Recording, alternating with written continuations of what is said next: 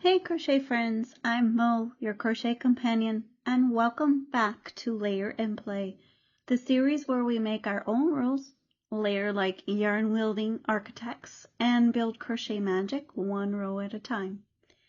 Today is all about the stripes, but not your average, evenly spaced, look at me, I followed pattern stripes. Nope, we're going rogue. We're making bold stripes, skinny stripes, textured stripes, and maybe even chaotic good stripes, with a little help from color changes and stitch switch-ups along the way. We're layering for visual texture, not just color.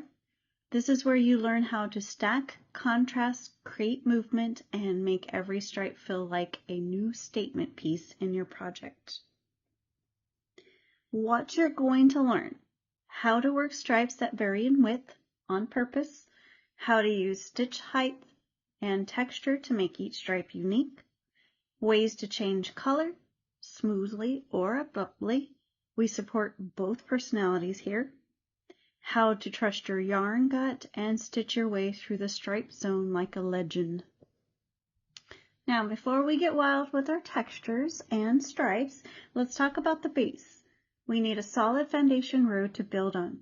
If you've never done a foundation row before, or if you're staring at your yarn like, what in the yarn ball is a foundation double crochet? You're going to pause this video, take a breath, go check out my brand new foundation row masterclass. It covers all the major ones: single crochet, half double crochet, double, treble, and even double treble. It's your go-to guide for starting strong. I'll leave the link in the description below so you can head there, learn the ropes, and come right back to get glam with me. Okay, starting off, you're going to do a foundation row of your choice. I'm actually, I don't know if I can get my hook to cooperate with me. I am actually going to do the single crochet foundation row. I think my last one I did I did a double crochet foundation row. So we're going to chain 2, single crochet in that first one. Actually, we're just going to do a chain of 1. Anyway, go check out that video because my brain doesn't seem to know how to teach you how to do it right now.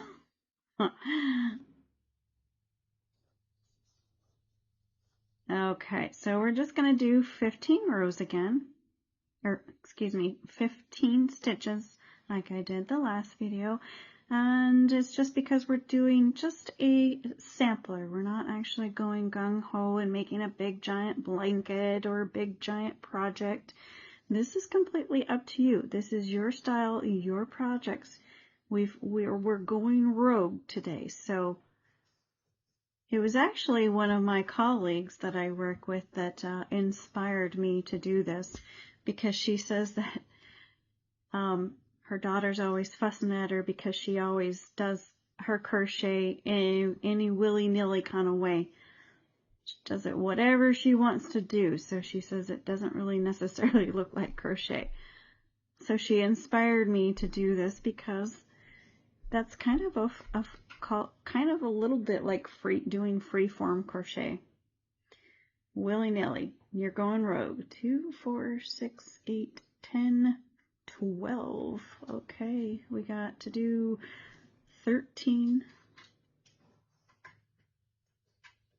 14, and 15.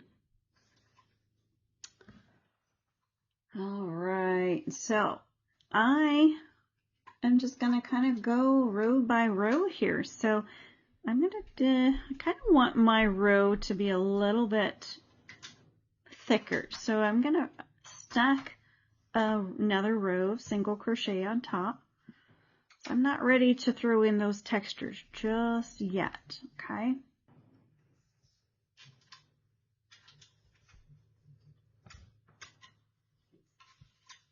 And you can do whatever you want to do. If you want to do a half double crochet, a double crochet, this is your project. We're doing this rogue style.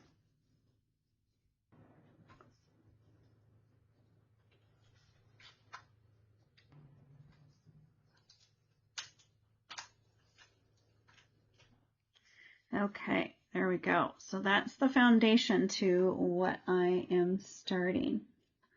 Now, the next one, what I'm going to do is I'm going to show you how to do a color change.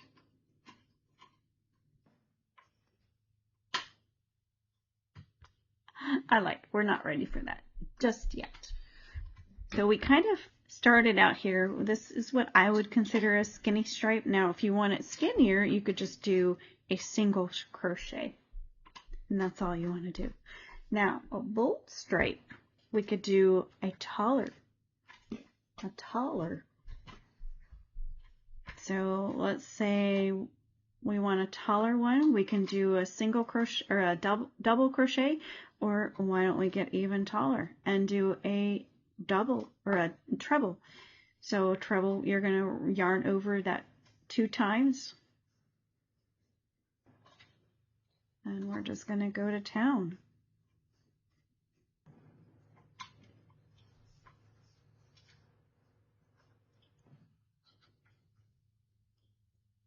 So that is what we would consider our next stripe.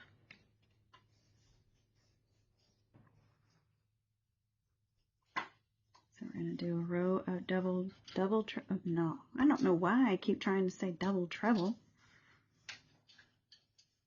We want to treble a yarn of 2, yarn over of 2.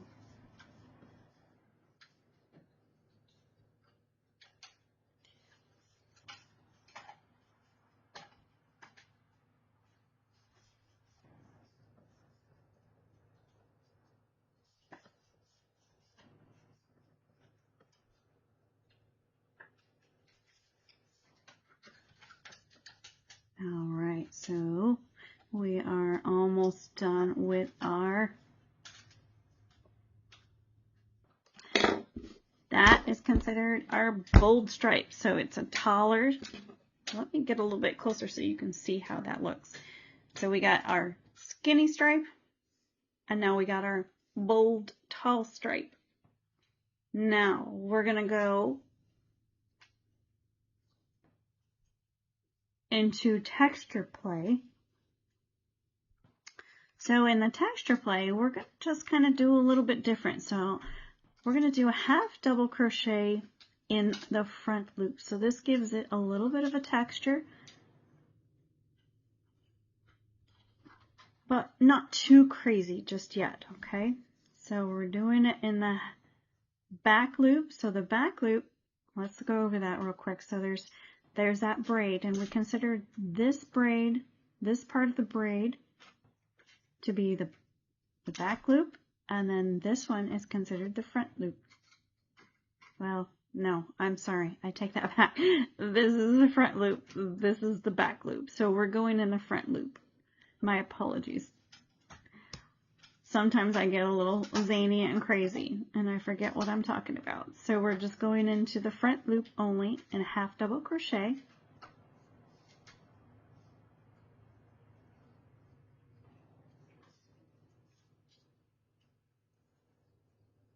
And we're just going to do that all the way across the row.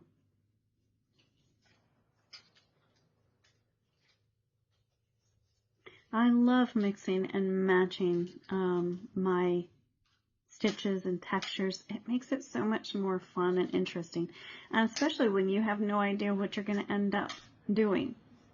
It's kind of exciting, and you never know what it's going to look like. You never know. You might wind up doing some frogging and ripping it out.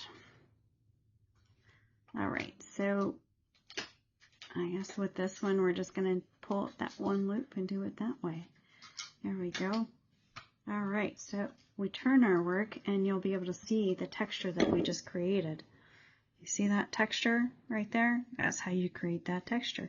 Now, if you really wanted to get crazy once you were done with what you're doing, you could go back through and do maybe a reverse crab or reverse single crochet or crab stitch across back this way, and it gives it even more of a texture, but that's a whole nother story. So we're just trying to keep it somewhat simple and build on what you already know. Now, let's say we want to do a couple rows of bobbles. That adds the texture too, but let's just go ahead and do that. Let's go ahead and create a couple bobbles. Now, if you remember correctly, what we did in the last video, we went over the puffs, bobbles, and popcorn, so I'm not going to go over it again this time. We're just going to do it. So let's create a bobble. We're going to do a double crochet between each bobble. And I think I did 5. I had 5 on my loop, so it was probably 4. And 4, 5. Okay. Actually, you know what? Let's just go for it one more time. I like having mine a little bit fatter. And we're going to go a double crochet in between. And let's go 1, 2, 3, 4, and 5. Now we've got 6 loops on our hook, so then we're going to pull all the way through, doing a double crochet between them, and as you can see, it's naturally pushing to the back. 1, 2, 3, 4, and 5, all through all 6 of those loops. Double crochet, another bobble, 1, 2, 3, 4, 5, all the way through all of those, and another double crochet, and we're going to do 1, 2, 3, 4, and 5, there, all the way through. So since I have an odd number, I'm just going to go ahead and crochet into the next 2 stitches. There we go. Now let's go ahead and turn our work and see what we're working with. Ew, look at that. That is the most beautiful texture there ever was. And let's say we want to do another row of single crochets before we change our color. So you're just going to do a single crochet in each stitch across.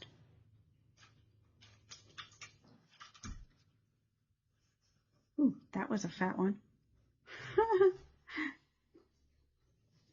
That one was a fatty.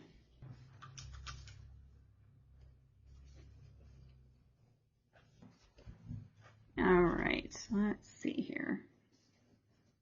I'm going to check my stitch count. 1, 2, 3, 4, 5, 6, 7, 8, 9, 10, 11, 12, 13. Uh-oh. 1, 2, 3, 4, 5, 6, 7, 8, 9, 10, 11, 12, 13. Oh my goodness. So I lost a stitch somewhere. So what I'm going to do is I'm just going to pop another stitch in there at the end. An extra one. Or I can do that. Because it's my crochet. And nobody's going to know about that little mistake but me.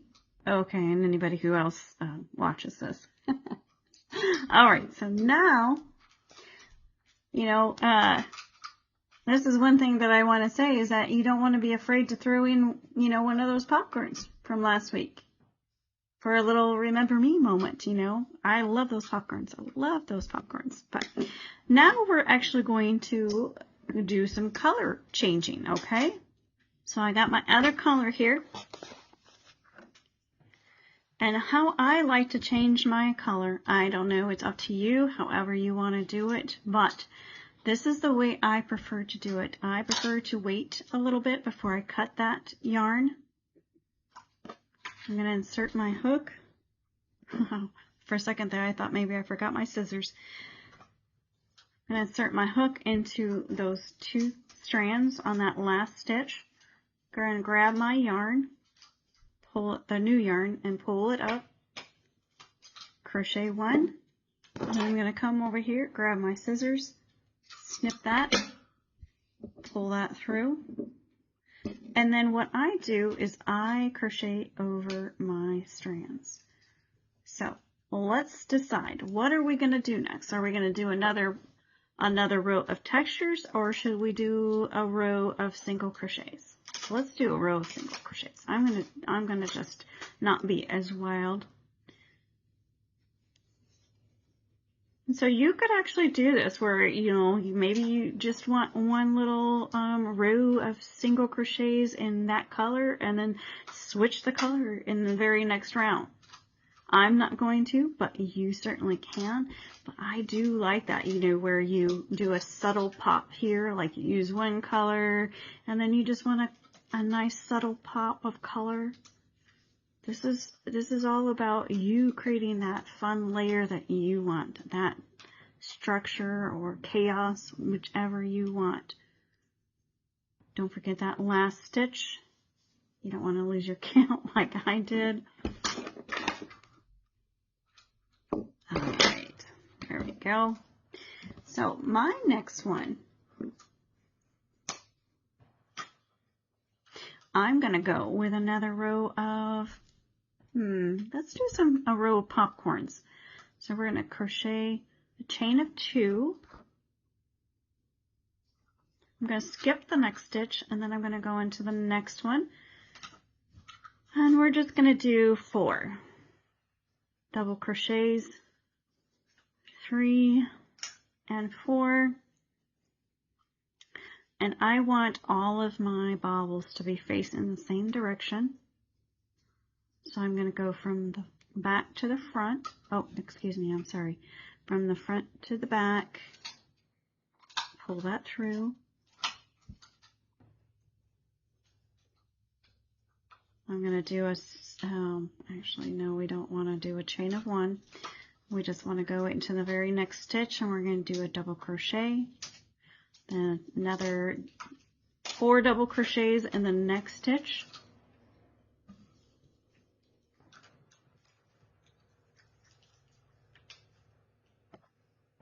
From the front to the back.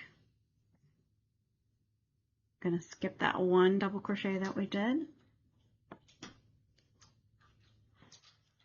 I don't know why, but I always want to do a chain of 1 right there. Double crochet and then 4 double crochets in the next stitch. 2, 3, and 4. I'm going to go from the front to back. Remember, we're going to skip that DC, that 1 DC. Grab our yarn. Do a DC in between. 4 double crochets in the next stitch, because that's the base of our popcorn. And the one thing that you can do, you know, to create drama, you know, go from like baby pink to neon orange. There's no rules here. If you want a soft fade, use yarns with tonal blends or gradient shifts. You know, like, oh, what do they call that? Variegated yarn. I like those too.